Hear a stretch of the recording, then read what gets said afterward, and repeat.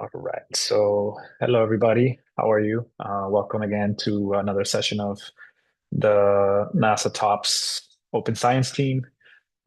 Today we'll be doing some more interactive activities that will continue what we did last time. Just to refresh your mind, last time we were working on the air quality module. So we'll continue to do that. Last time we were giving more comments on the literature side of things. And so today we'll focus a little bit more on the code. So what we're going to do is that we're going to log into 2I2C, we're going to interact with the code, and I'll show you how to do that. And maybe we can all do it together. So if you have any questions as we get set up, um, please stop and ask questions because it's likely that other people will have the same question. Um, Other than that, these comments will be your feedback. We want to record your feedback. So the way we're going to do it is that we're probably going to use the same Google Docs that we used last time, but we're going to add our comments to the code sections that should be included in the Google Docs. So I'll just go over it with you one more time before we jump in. And again, if you have any questions, please stop us. Just unmute yourself or raise your hand because it's much better for the rest of the team since we'll all have the same questions. So I'm going to just share my screen. Okay. Um, Sorry, give me 1 second.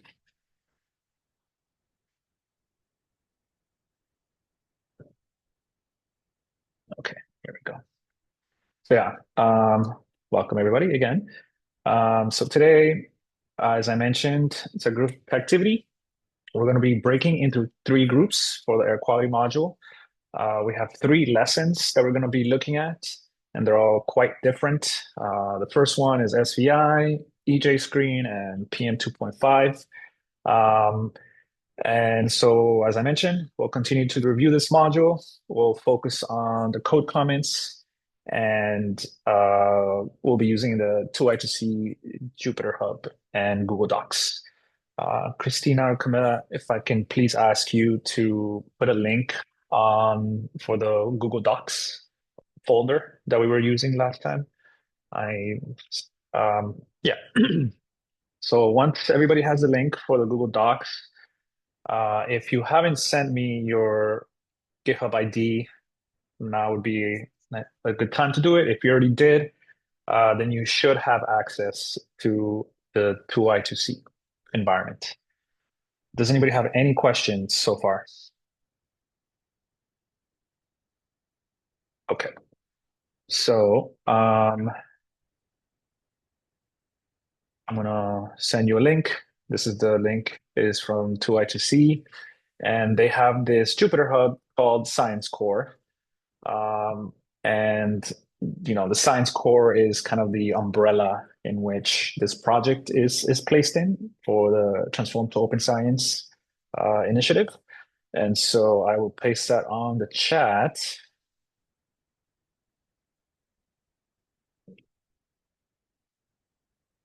Okay. Hazan, thank you for your Google. I'm just gonna add it here really quick. So yeah, so in case you're curious, the way that people gain access to this environment is through GitHub. And so the way that they set it up is that they created this team. As you can see, it's a top school team here on the top left. And what you do is that you just have to invite people. Oops. Um, and just add members. So I'll add you, and then you should have received an email with an invitation. Now, once you accept that invitation, you will go to the link that I sent you, which is the Science Core Open Science 2I2C Cloud. Oh, sorry, I only sent it to one person. Sorry about that. Let me do that again. A private message here. So that's the link where you'll go. And then before you start going into the link, please let me show you how to do it. Um, uh, this is not, I forget how to stop this. I'm sorry, guys. Just give me 1 second. I have to stop my session so that I can show you um, how it will look for you. Just stopping the server. And this is only taking will take a few seconds. Okay, great. So then we go back to what we're doing. So we'll go to the website and you're gonna have this screen here. You're gonna have two options. So the first option that you're gonna pick is today we're gonna be working with Python. So this project has two options. One is for R language and the other one is for Python. The water module, the first module that we did was written in R, but this second module is written in Python. So we're gonna select Python and then it's gonna ask you for a resource allocation. Please select the larger ones, okay? Because as we mentioned before, these are quite large data sets. So we're gonna need a lot of RAM and a lot of CPU to work with them. So I think out of the 14 or the 29 would be ideal. I'm gonna go to the 29 just because. And if this is your first time doing this, this may take a few minutes. So uh, I'm gonna stop here for now and ask you guys to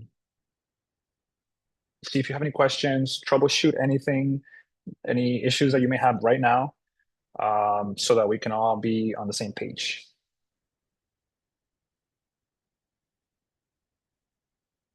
Yeah, thank you, Camilla. It's in the meantime, I have to add one more person.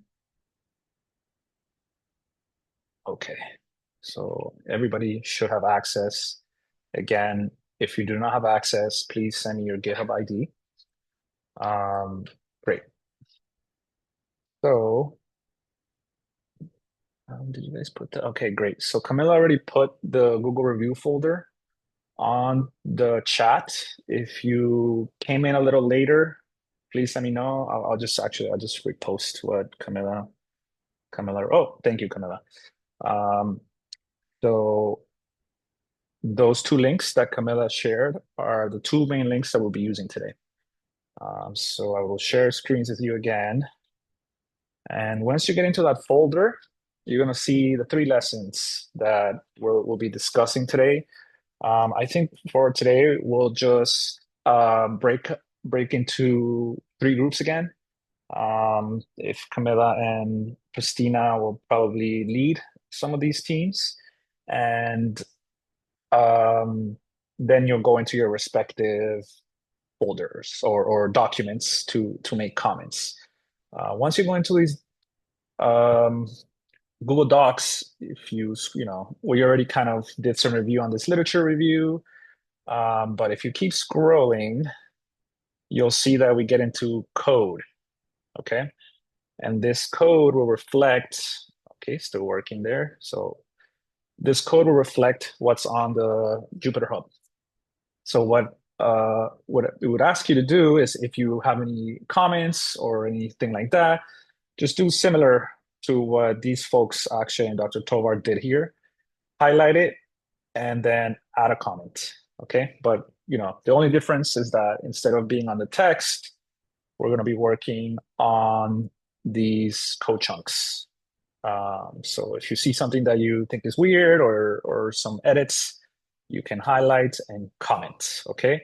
And if it's something that you saw like a spelling error or something like that, please write, if you want to actually edit this document, please put it in suggestion mode here on the top right corner. You can select the suggestion mode so that your comments can stand out. So if I wanted to change something here, instead of 2020, I wanted 2024. Your edit will stand out like this, and then we can later on address that comment. So there's two ways to comment. Once again, just gonna reiterate, highlight, and add a comment. Okay. And then the other way, as I mentioned, is to just suggestion mode. and then type normal. So these are two ways in which I would request that you make comments on these documents. Um, okay, once again, any questions, please don't hesitate. Um, Now is the time before we start breaking into our teams. I just wanted to mention that any changes that you make in the notebook in the 2I2C will not persist. So if you're making suggestions to us in there, we will not be able to see those. So please do make those changes in the Google Doc environment. Yes, yes. Thank you so much, I'm sorry, Camilla, for that detail. And so now my actual environment has loaded. So this is what it looks like. It's a Jupyter Hub environment. Direct your attention to the left. You probably won't see this shared and read and write options. You may only see a share option or no options. Because I'm an admin, I have the read write options, but the rest of you will not. So you'll probably only have access to the share album, as Camilla was just saying, which means that this folder is not editable. It's not mutable, as they say. So you will find all of our lessons here. We're going to be focused on these Jupyter notebooks that you see here. And as Camila mentioned, these are not mutable. So any comments, you can definitely interact and make changes during your session, but your session will not save.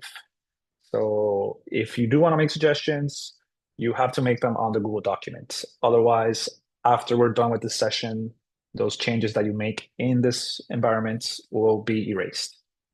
Okay? All right. So this is what the Jupyter Hub environment looks like once you're ready to go. Once you get um, entered into your group, you will then select one of these. I know we have several EJ Screen ones. Please ignore the ones that say SVI. If you are in this group, it will be this one that just says EJ Screen. These other ones are previous versions, and we've split, SVI into these two lessons. So that's why they're separate. And then the third one is this M204. So again, we're going to be focused on M202, M203 EJ screen, and M204. So once you're ready to go, you just have to double click it and it will show you this Jupyter notebook. It's already ready set up with Python. It's ready to go for you. You can mess it up as much as you want. You can delete everything if you want. So, the purpose of today is to have this interactive session for you to mess around with this, give us feedback on how we can make these lessons better. And of course, because we have these interactive environments, um, we want to focus your comments on the code, not the literature. Um, Great. Um, okay, so last time, everybody, please send me your GitHub IDs. If you haven't, let me know right now because we're about to start. Okay, great, thank you. Oh, and by the way, I know that there was a registration at the beginning of this session that you were asked to register. And the reason why I had to do that is because last time I didn't have anybody's emails to email you guys back. So I had to go searching for them in different folders and emails. So this is just a streamlined way for us to, after this session, just to email all of you at once. So not that we want to keep your information or anything. It's just for us, it makes it a little easier. Okay, so I'm gonna create the breakout rooms. I will allow you to choose your room. Um, but if you see that there's a room, I think there is about 12 of us. So if you see that there's a room that's really full, I ask you to please pick a different room. Okay. All right, everybody. So I'm going to open the rooms now, and then you'll get to choose your rooms. Okay. I'll stick around here in the main room for a little bit, but eventually I'll be in the GRDI PM 2.5 room. Also, if you can't access the Jupyter Hub page, go ahead and raise your hand.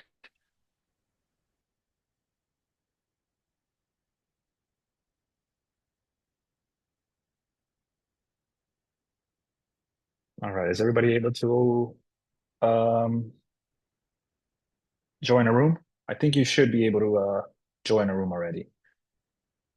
Otherwise, I can start assigning people to rooms.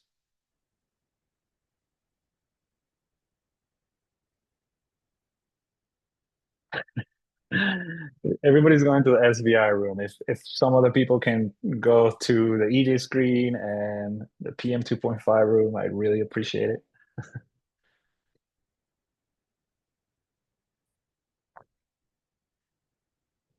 Okay, I'm leaving. I will be okay. Thank you, Kit. I think Kit will stick around. Oh, everybody already kind of left, Kit. So I will Yeah, be joining. sounds good. This will probably be on the recording. Yeah, Uh, that's okay. yeah, All right, thank you. yeah. Yeah, it is If they recording right now, so all interested in the subject, just go with it, man. sounds good. I was I was waiting for the one that had the least, so I'm gonna go to the last one there, only has one.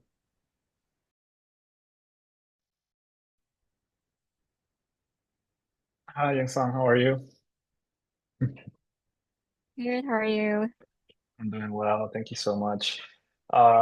So in the chat, I'm just gonna paste the links again in case you need them. Mhm. Oh, they're actually. Can you see the chat from the main group? The link's already there.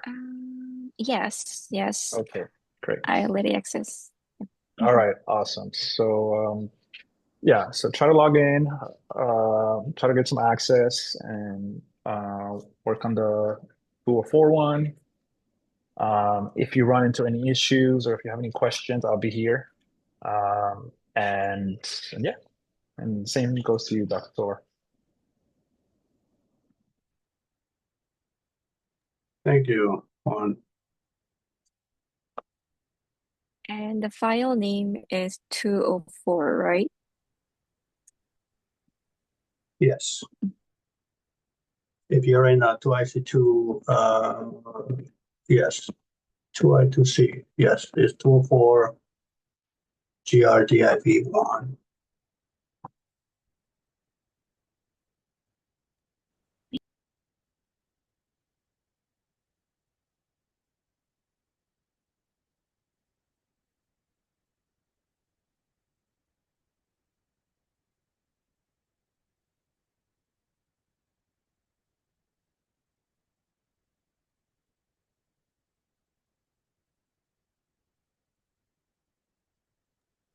So yeah, someone was having some issues.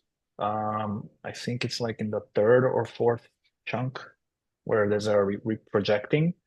Um,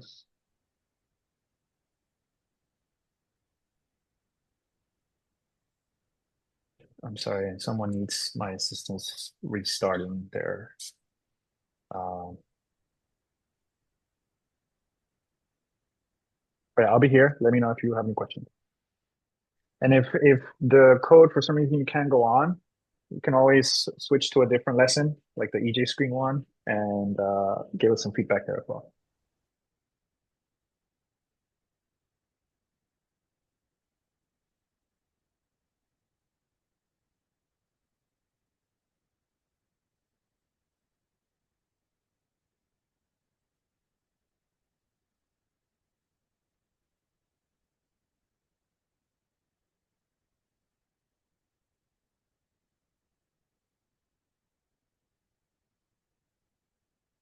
Yeah, it seems like this file is very large. So when you're trying to resample a raster, um, it seems that it's giving us some issues. So I'm you know this is a comment that I'm going to add to the, this would be a good comment to add here on the resample.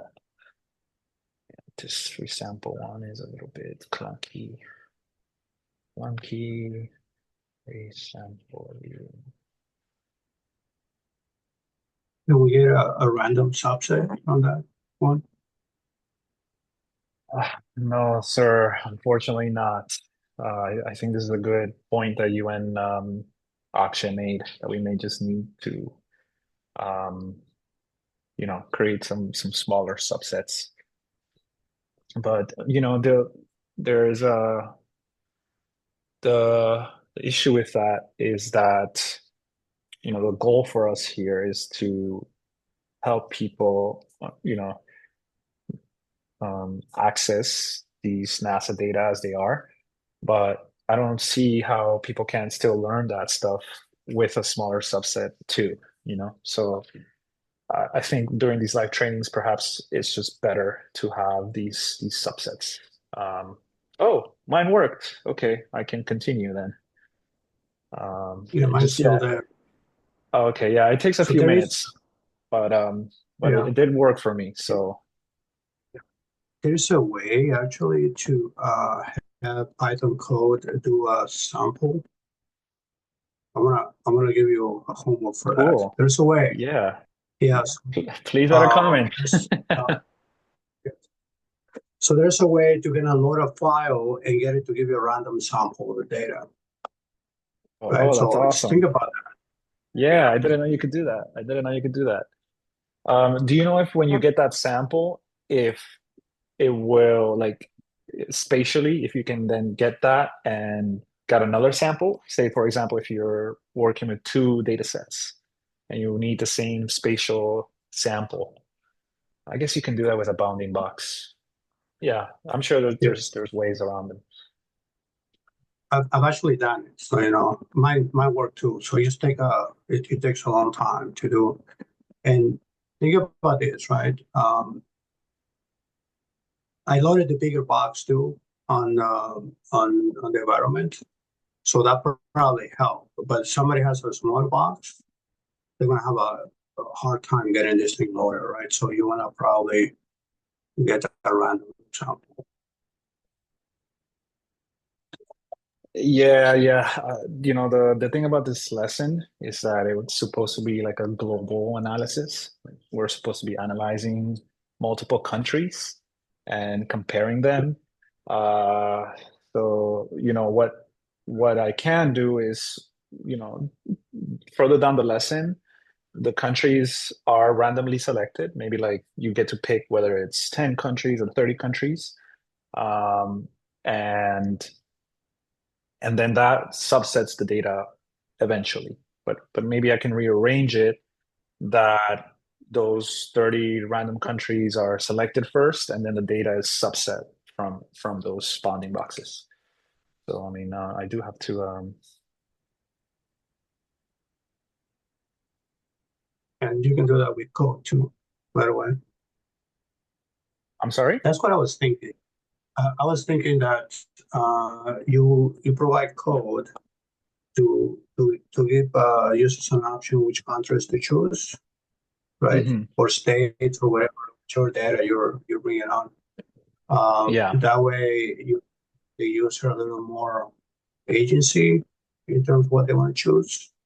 yeah, that's true. Also, Right? there is a way for you to choose countries based on their names. So I think the lesson eventually also says, hey, now you selected 30 countries randomly, but make a list of countries that interest you and let's focus on those countries. So the lesson does do that, but it's much later on. It's almost like at the end. So maybe I would have to rearrange that so that happens first because this data set is quite large and yeah, my kernel Because died. yeah, mine too. Okay. Mine too. So Because this is a great session, guys. I mean, this is what it's for, right?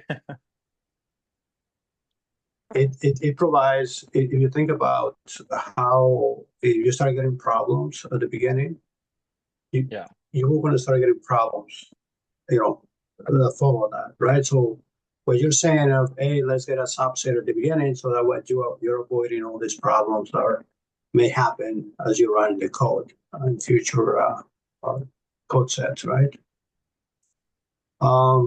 Okay, so do I need to rerun this again? Um, Rerun this again. yeah, I think if you just like All the way from refresh the top, it. right? No, you might just have to Yeah, refresh it. I don't think you need to I refreshed it and it's giving me a lot of errors. oh, okay. So I can restart your server if you like, I'm Dr. good. I'm Tovar. good. I'm, I'm sorry? I'm running it. I'm good. Okay, you're good? Okay. I'm good. Okay, great. I'm Um, rerunning everything.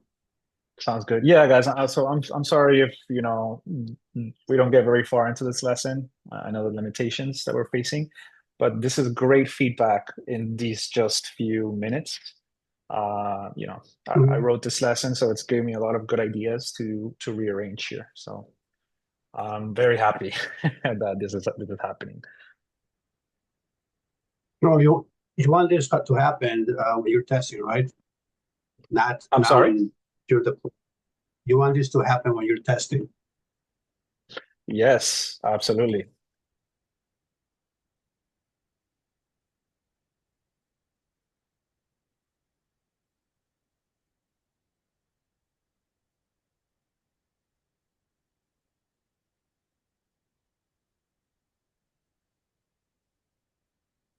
Yeah, I'm gonna try again and see if it doesn't crash. If it does crash, um, I think it would maybe be helpful for all of us to switch to the other room, the EJ screen room.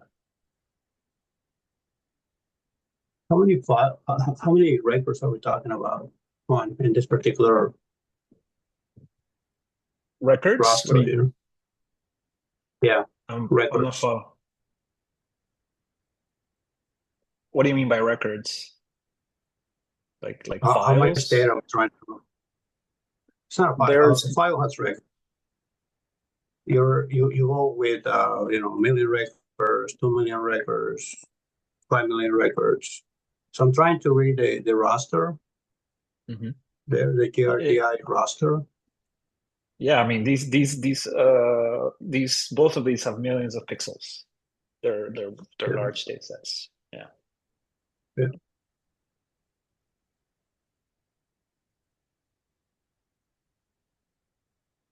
Now the container where this is coming from, is that your container? I see that Um, S3 container. yes, that is the top school S3 bucket. Gotcha. So you can get a smaller container, right? With a smaller file or pixels, whatever you have. That's Smaller container with gotcha. pixels. Uh, I'm not quite following up, Tora. I don't think for raster data we use that terminology, so it's hard. I'm having a hard time following. But So as I I'm trying. said, there, I'm sorry. yeah. I'm trying So to distinguish. Is it records that we're reading? What's the file yeah. reading? What are, So you are reading what I would call a single band raster. So it's just think of it as an image with pixels that are X amount of pixels by yeah, X amount of pixels. And right? if there's millions of pixels, and they are a floating point, so there are decimal points. But how many pixels? I am not sure. There's certainly multiple millions. But they're not rows of information per se. It's just a XY coordinate with one value. I got you. I didn't realize it was that kind of data, but Yeah, yeah, I'm yeah. looking at it now. Yeah, it's a spatial raster data. Yeah.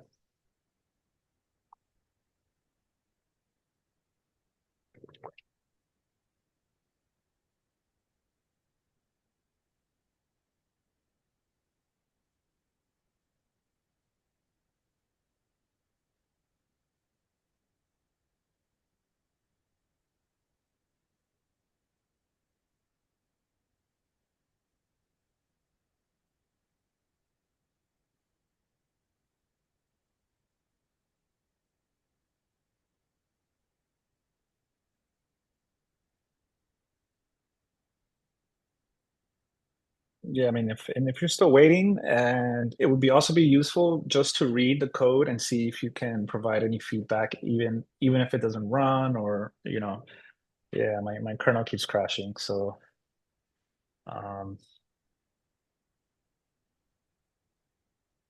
My turn. yeah, I don't think it's gonna happen with this lesson today. So if both of you are done making comments, we can maybe switch to the other room and switch to the EJ screen one. Is that okay with you, Young Song and Dr. Tovar? Yeah, That's sure. fine. Yeah. Yeah. Okay. I'm gonna jump over to the Mhm. other room if that's okay. Okay. Thank you. Bye. Bye. Hi all. How are you doing? Good. I think our group may be joining you because our files are too large and the the kernel keeps crashing. So we're gonna join here to provide some feedback on the EJ screen. Sounds good. I'm just has worked on the stuff that we talked about earlier this week with the tempo, so I'm going to work on that, and you all can focus on this. Oh, sure, sure.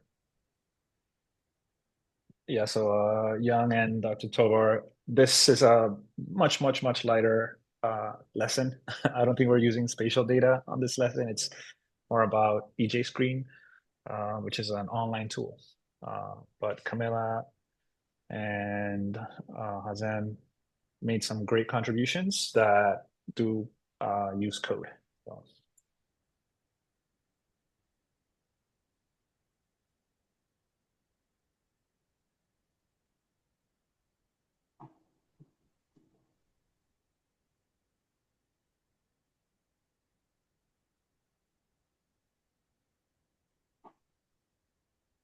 So I don't know if you are looking at the same Jupyter notebook. It's going to be M203 EJ screen. yes, thank you.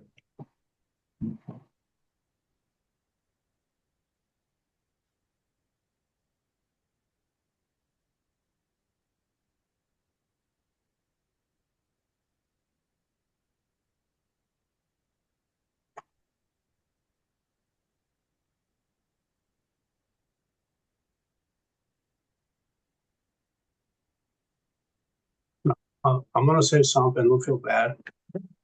Not at all. Please, this is the moment. This is the time to do it. Yeah, is this ADA compliant? ADA compliant? Yes. I don't think so. And let me tell you why. Because I was actually working on a course, and I have my cool graphics, right? And it got rejected because the shades they're too close together, meaning that Mm, whoever is colorblind, they're gonna see that as the same, right? mhm. So I Yeah. just that's why I said don't feel bad. Mm. But I think tempo data on worldview and on Aegis are 508 compliant. We did this in the very beginning, we did like research, like choosing different palettes and, for different blindness. And we selected this to be the closest to what all the scientists are used to. So it's 508 for tempo products Oh, on cool. worldview and yeah. Yeah, Dr. Tovar. So I'm not entirely sure because these are screenshots directly from the EPA EJ Screen website. So it would be a good question for them. We do have some contacts with the folks that created the tool, but we haven't reached out to them yet to get some feedback from them. Uh, I was hoping that we can collect feedback from us and the open science team, you know, make those changes and then bring it to them to see if they can give us some more feedback. But just looking at this map here, the red and white and yellow map, I believe these colors are ADA compliant. The red to light yellow. Um, I'm not sure if the other ones are, but Yeah. Because if you have not beating the issue too much, if you look at the very light yellow and then the next to it, which is sort of a little darker yellow, somebody who's colorblind will see that as one shade, the whole thing, right? And but it's really about I know I work with some government programs that they require that. That's part of the process, right? Uh, Not a big deal, right? Not a big deal, but I think if you just have a note there, hey, this might come up, right? Mhm. And then try different colors if possible. Yeah, Yes. the colors presently are from the symbology from the EJ screen tool from the EPA, so we actually can't change those unless we ask the EPA to change their symbology. But we could add some captions to the images to allow folks to understand what they're viewing. Is there anything Mhm. else that you can suggest, given that we can't change the underlying colors at the moment? I already put arrows, to your point, Camila. In terms, hey, we can add some captions or something, right? I added a comment there that arrows will help. And so little arrows pointing, especially if the images are very small, very detailed. It's hard to kind of figure out what things are. So that will help as well. Oh, that's a great idea. I can Yeah, definitely include some arrows. yeah, and add the caption to the arrows. This is what it is. Um, And frankly, it's the EPA is trying to demonstrate something about environmental justice. It seems that accessibility for all folks should be front of mind to them. So it is something that we should bring up with them. And I appreciate you bringing it up with us. yeah, Yeah, definitely. We'll definitely bring it up once we meet with them. But as Camilla said, it's not something that we can change, unfortunately. yeah. If you're gonna change it, you're gonna change it, right? But like Camila is saying, you can let those people know, hey, this came up in one of the conversations, so right? Because when you're doing it, it's easy to change. Like I said, when I got it was an image that I created using R, and they rejected it. But see, it was easy for me to change it right away because I have a palette, right, with darker colors, and that helped. But with you guys, with this, is not that easy.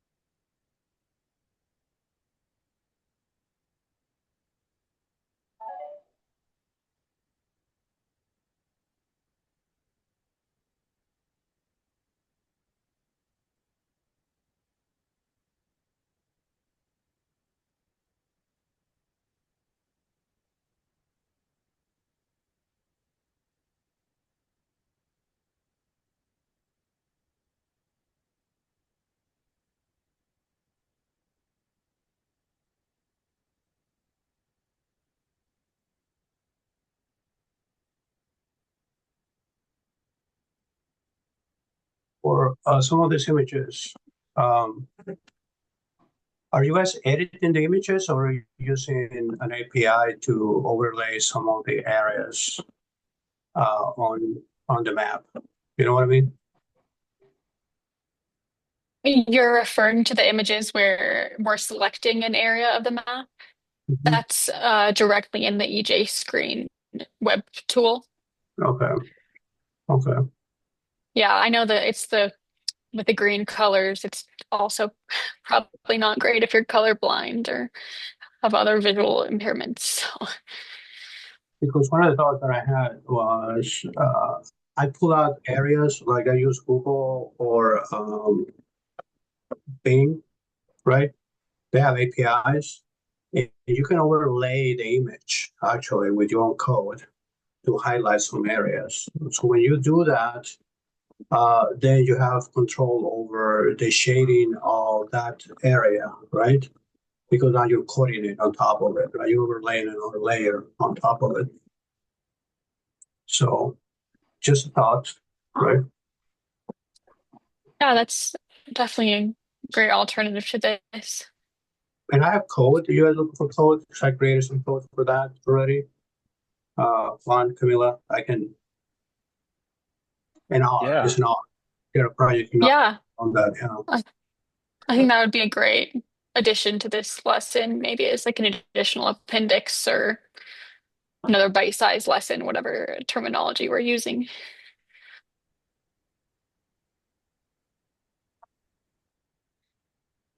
Um, so I'm gonna start calling people back because it takes 2 minutes for the countdown to force everybody. But please finish what you're doing, and I'll see you in the main. Thanks, Juan.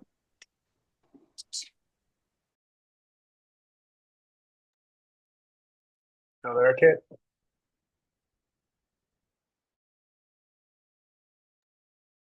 Yes, sir. Awesome. Everybody's gonna be coming back in a minute, so I just want to let you know. Thanks. Yeah, sorry, it's multitasking. No, no problem. Yeah, we're just gonna have a 10-minute discussion. I think there was a lot of good discussions going on, and so there was a request for 10 minutes.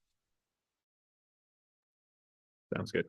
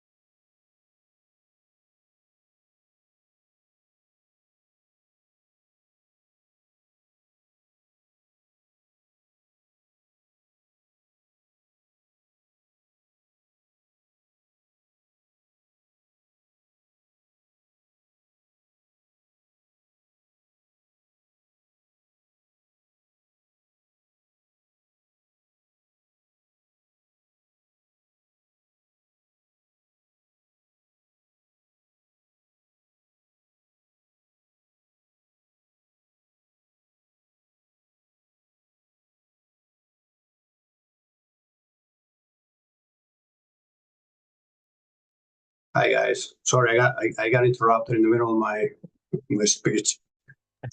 Sorry. So that's okay.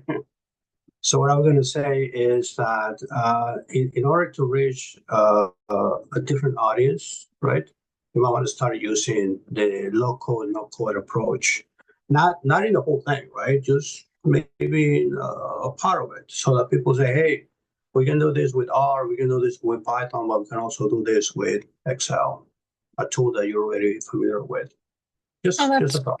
that's great. I hope you'll send me those Excel videos you mentioned. Yeah, I'll do that. Thank you. I'm going to send you code. I wrote out code to grab maps from being in Google and then overlay the areas. I'll send you that, and I'm going to send it to Juan, and then he has it. He's going to share it with you guys. And I'll send you a link to the video that I put together with Excel.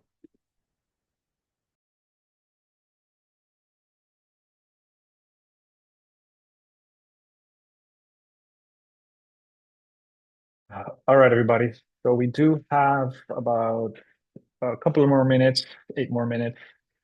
So I'm going to share my screen with you just to put up some discussion questions.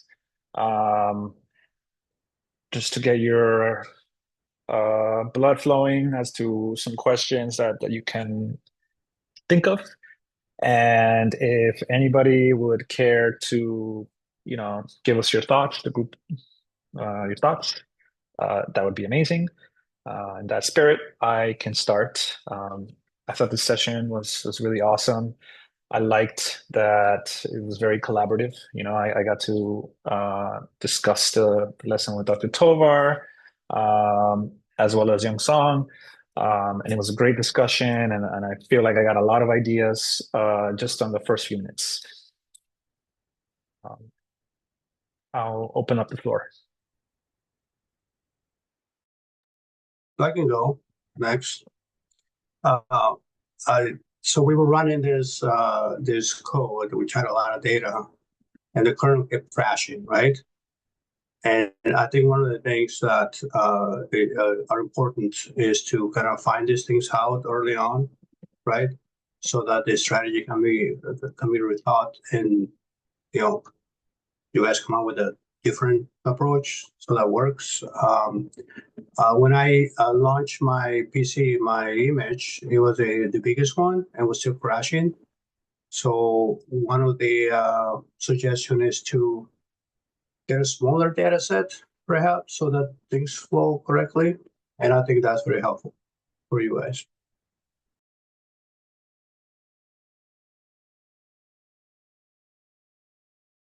All right. Thank you so much, Dr. Yeah, this is great insights. I know that some of these are quite large, and I think it'd be very helpful with these sessions if we have these kind of samples. Okay. Anybody else care to share? I can start calling people.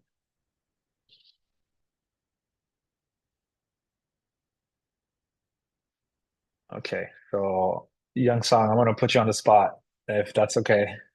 Just give us your thoughts.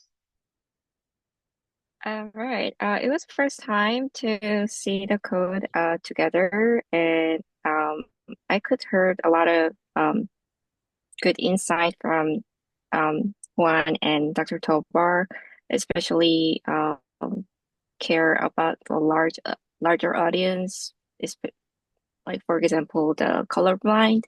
So yeah, it was good discussion. Great. Thank you so much. Ahanaf, would you care to share with us? Yes. Yeah, sure. So yeah, it's an amazing document that I reviewed today, and it was about air quality, social vulnerability, and health outcomes in the traded web. It was pretty amazing. Although this was my first time using the Jupyter notebook, and although I first test something, but I got some issues, and when I read the other documents, it's very well structured and very informative. And I think if we add some glossary items and other sections like this, it will be much more interactive, I think. So above all, it's an amazing document, I should say. Great. Yeah, it's great feedback. Yeah, I think cleaning up the sections, making them more clear that there are different sections would help with organization. Okay, Thank I'm you. gonna keep calling on people. Robinson, would you care to share with us?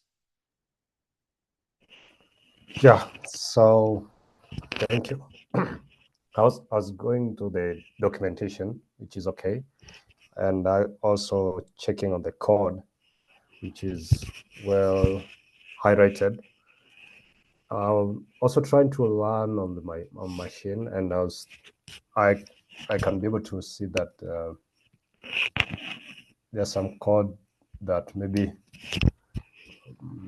either I have not yet finished to some configuration on my end, but it's the documentation itself is well elaborate, but there's some repetition of some content in regards to the modules that I saw.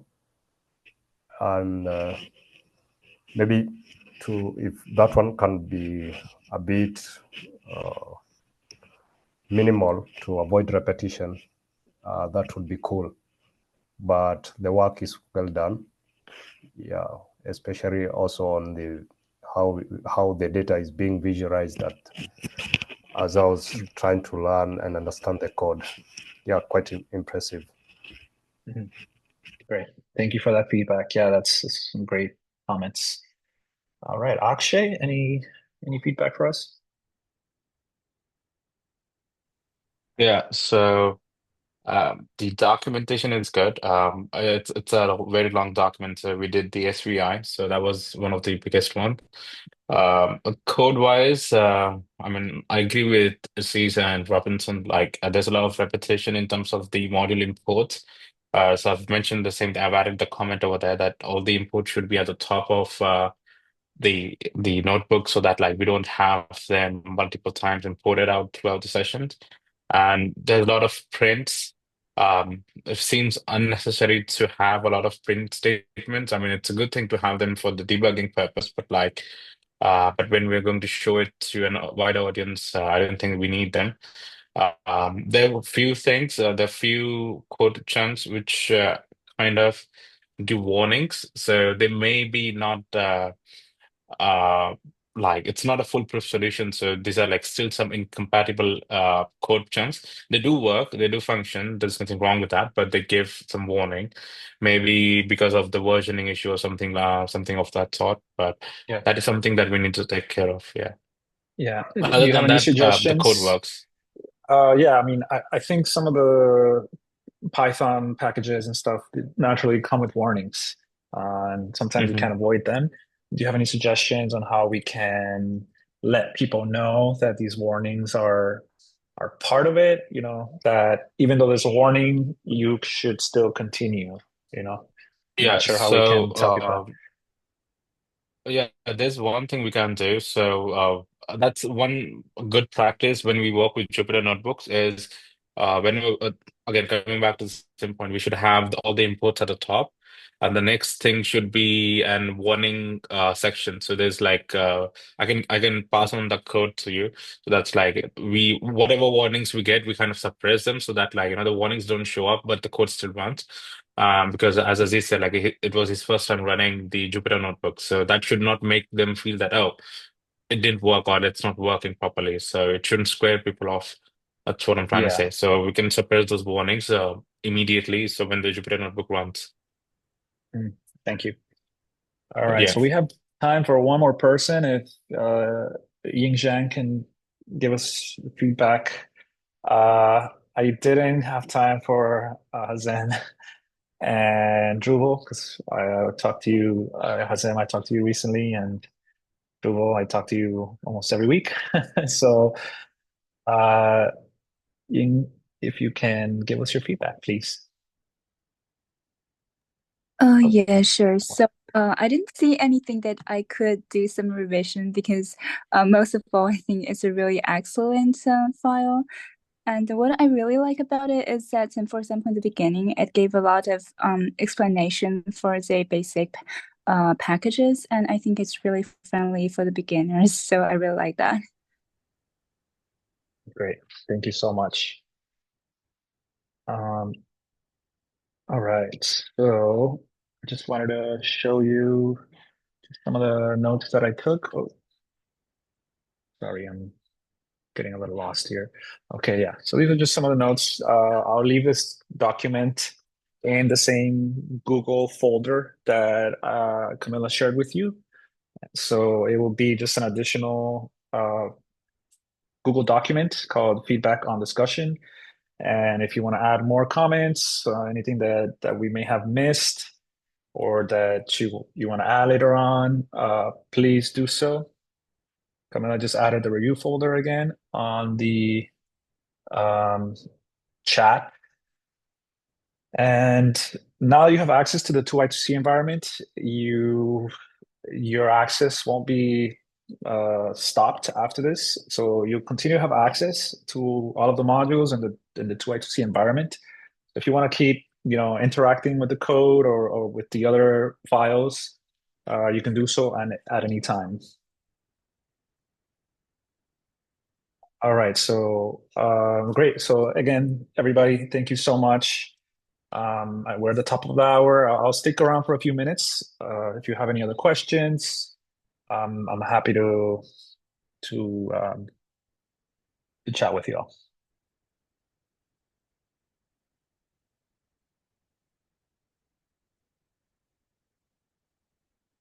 Thank you, everybody. Happy holidays again. Happy weekend. Have a happy weekend. It's great to see you all. Thank you, everyone. Thanks, The everyone. minimum machine requirement to involve with the data set. It depends on the data set. Module, the PM 2.5, the M204 module or lesson has quite large data sets. So it does require a lot of, um, machine space, I guess. But the EJ screen one is just based on CSV files. So those are very small and easy to handle. But yeah, Dr. Tovar's comment on, supplying some sample sizes, smaller samples so that people can interact faster with the code is definitely something we need to do.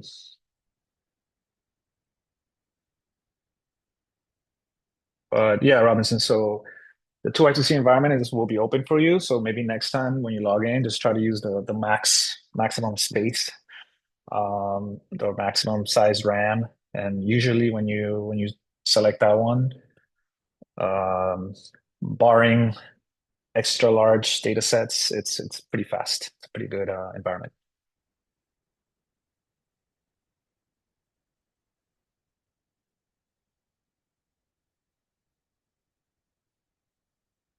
Great. Well, I feel like this was a great session. I learned a lot today. So thank you all again for your time and help. Hopefully, when we make all these changes and input the feedback, we will share that with you. If you are comfortable working with GitHub and creating pull requests, we still need help implementing this feedback. So if you want to continue working with us, please let me know, shoot me an email so that you can help us, improve these lessons with the feedback that everybody provided today. Aside from that, we would love to continue this group. I think this is a great group. And if you have any questions, let me know. And if you do want to continue feedback, we do have, I believe we do still have some stipends available for people. If, for those who need some stipends, please reach out and we can, give you more information on that.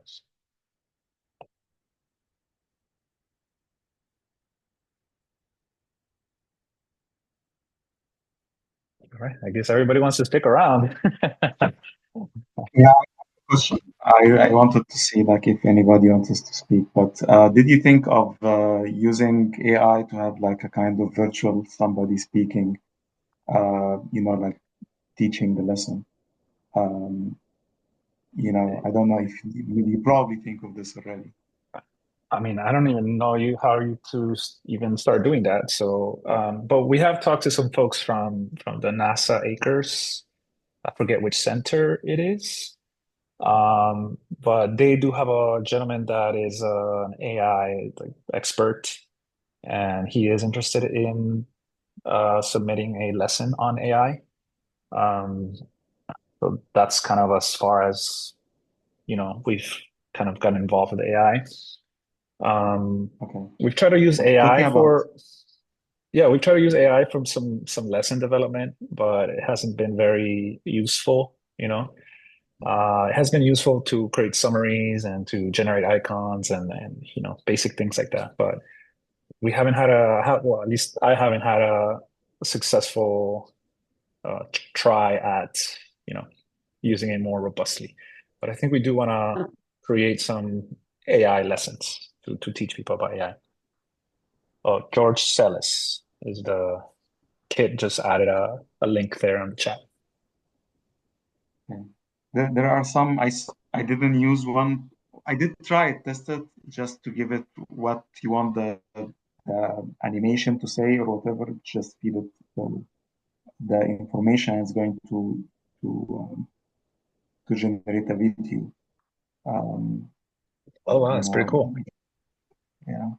Do you know what system that I is, or It's been a while since I did this, but I'm pretty sure now that there must be several applications where you can just add what do you want the character to speak, and you choose the character how you know which one, and it's going to be saying exactly what you wanted to say.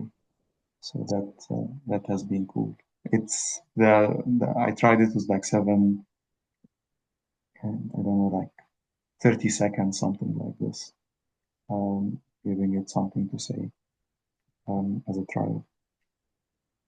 Yeah, today was really also like the 508 compliance. That's something that we started focusing on since last year. So that's cool. The 2I2C, how long do you think it's going to be lasting, like the account to be up and running? for the AI one? I'm talking about the 2I2C accounts, the cloud computing. Or like how long are they The going to be up? 2I2C, yeah, the science core dot I mean, open science. they haven't really given us a timeline, so I'm assuming it's going to be up for a while. But maybe Okay. Kit has some more information on that arrangement. Yeah, they're supporting us through the end of their Roses grant, at least, which is on the same timeline as the TOPS grant. So it's through the end of June of next year. But they're also, trying to extend that, and nothing but good things to say about James and the other folks at 2I2C. They've been, really, really supportive of us. So if you want to make contacts there, Hazim, if you don't already have them, I can help facilitate them. Thank you. Yeah, we already, whenever we do any, this is, I like this a lot because a lot of the people here, like everyone is new to the cloud, seeing, S3 buckets for the first time using, cloud computing. This is really cool. Whenever we have a workshop and we need any, temporary accounts, we use the try2c from OpenScapes. It usually, we just submit the request, takes a couple of weeks to we get this access. So it's really cool. Yeah, I just Um, wanted to give a shout out to Hugh Tran. He's a colleague of ours here at Season.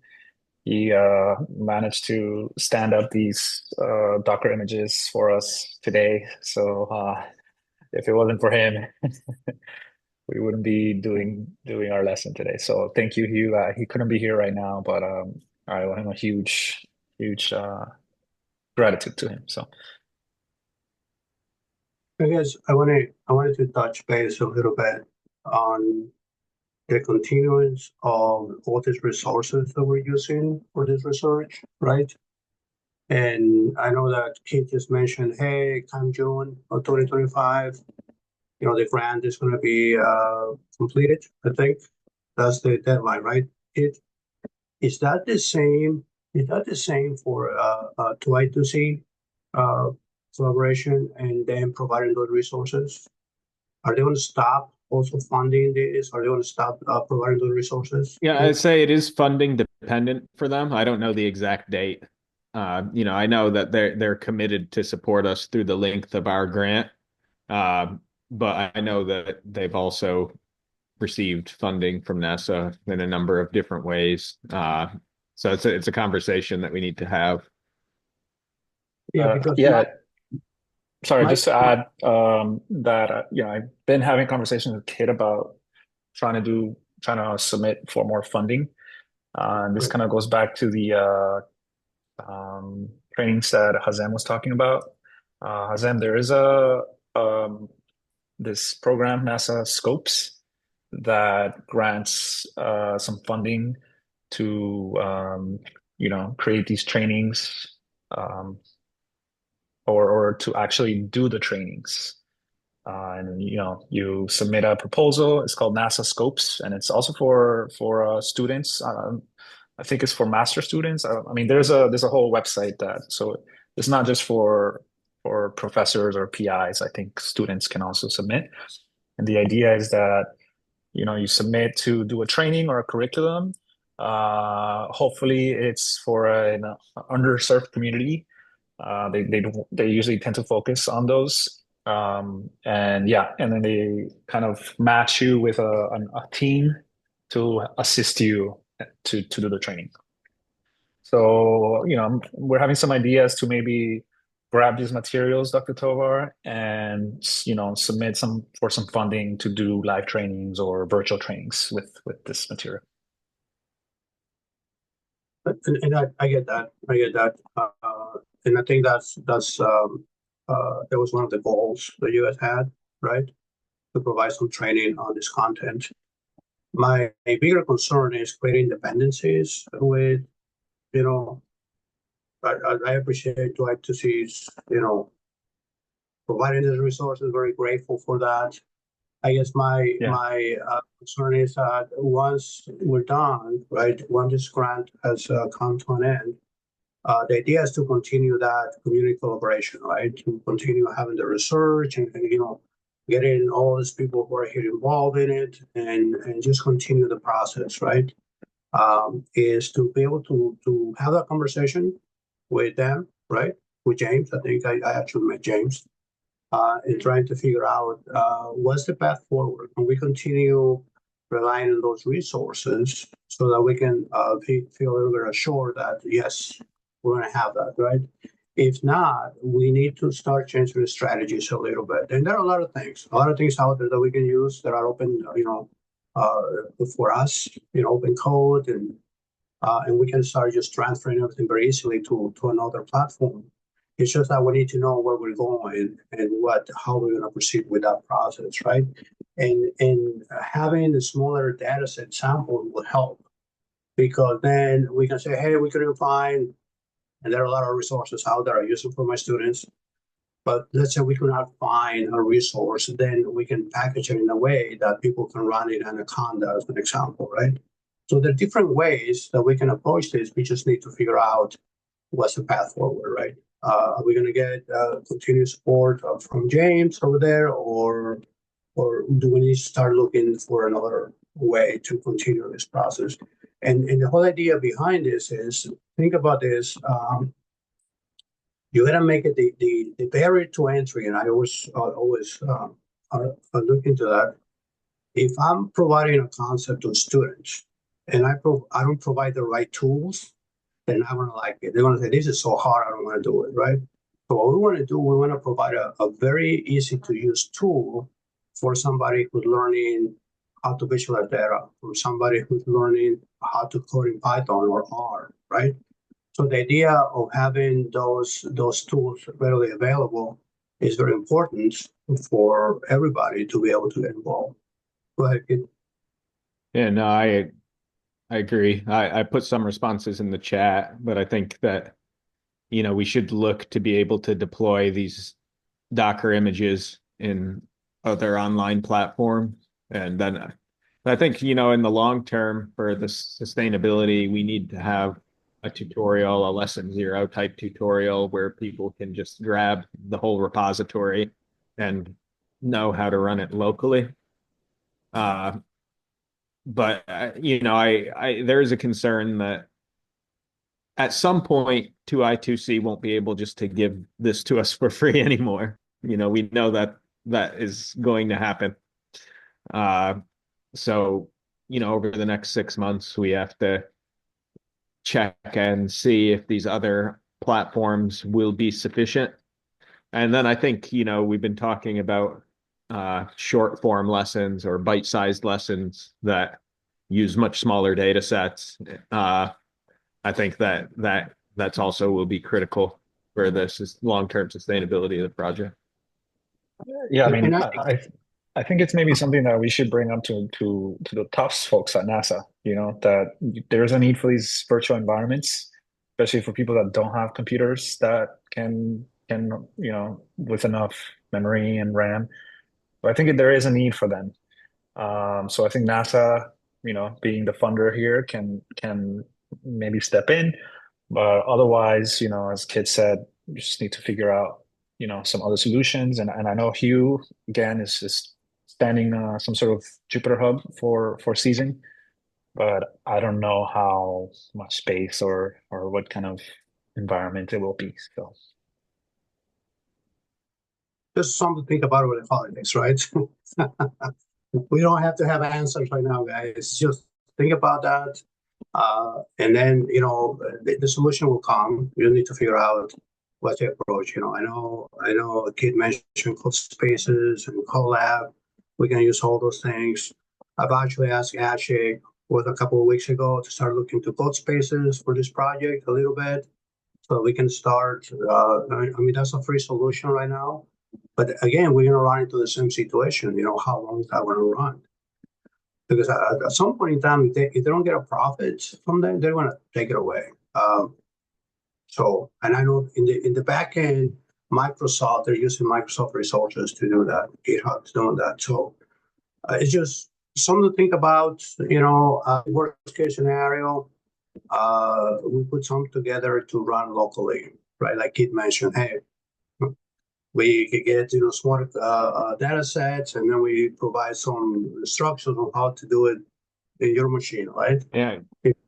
So I'm imagining a workflow, decision tree where, if Collab's not available, no, eventually it does lead to you can run this locally, or hopefully we can hit a sweet spot with the bite-sized lessons where we can do client-sized browser-based processing of small data sets, and then there'll be a plethora of options, I guess. Oh yeah, definitely. We have a very small group of people here, guys. I have confidence. I'm not worried about it. Oh, that's good. All right. Need to get together with you kids about the next cohort. When are you available? Next week, the following week? I know the holidays are upon us. The week after next, I'll be off next week. Okay. All right. I'll shoot you an email then. Sounds good. Yep. We can try to aim to schedule another one of these TOPS meetings in January. I think in 2 weeks from now is January 3rd. I don't know if that's too close to the new year or if people are in vacations, or maybe we'll do it the next week, which is the 10th of January. That works. Just do it the Sounds following week one. Yeah. I'm gonna go with that. All right, very good. Guys, I have to run, but happy holidays, everyone. And Dr. Tovar said, shoot me an email and we can talk offline. I would do.